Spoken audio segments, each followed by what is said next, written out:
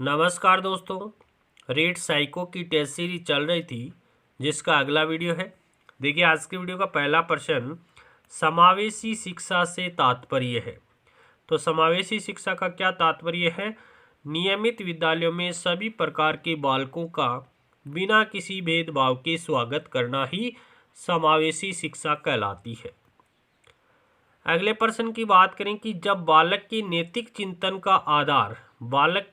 चिंतन का आधार सामाजिक होता है तो वह किस स्तर का माना जाता है? तो कन्वेंशनल स्तर का माना जाता है। जब बालक के नैतिक चिंतन का आधार क्या होता है? सामाजिक होता है तो वह कन्वेंशनल स्तर का माना जाता है। अगले प्रश्न की बात करें कि जब कोई बालक अपने विवेक के आधार पर किसी व्यवहार को अच्छा या बुरा, उचित या अनुचित, नैतिक या अनैतिक समझता है तो वह स्तर कौन सा है? पोस्ट कन्वेंशनल स्तर है। जब कोई बालक अपने विवेक के आधार पर किसी व्यवहार को अच्छा या बुरा, उचित या अनुचित, नैतिक या अनैतिक समझता है तो वो पोस्ट कन्वेंशनल स्तर का माना जाता है। अगले प्रश्न की बात करें कि रोस के अनुसार शेषवावस्था है। रोस के अनुसार शेषवावस्था है वो जन्म से 2 वर्ष है। रोस के अनुसार शेषवावस्था की आयु कितनी है?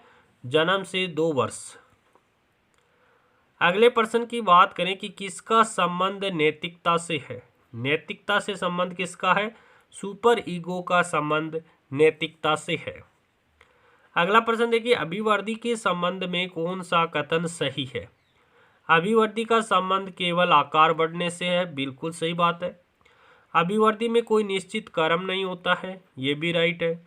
अभिवृद्धि कुछ समय बाद रुक जाती है, ये भी राइट है। तो सभी कथन है वो यहाँ पर सही है।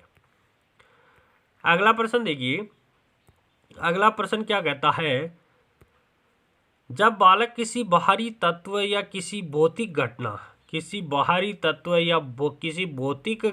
के संदर्भ में किसी आचरण को नैतिक अथवा अनैतिक मानता है तो उसकी तर्क व चिंतन शक्ति किस स्तर की कही जाती है? तो प्री कन्वेंशनल स्तर की कही जाती है। जब बालक किसी बाहरी तत्व या किसी भौतिक घटना के संदर्भ में किसी आचरण को नैतिक अथवा अनैतिक मानता है तो उसकी तर्क और चिंतन शक्ति है वो प्री कन्वेंशनल स्तर की होगी।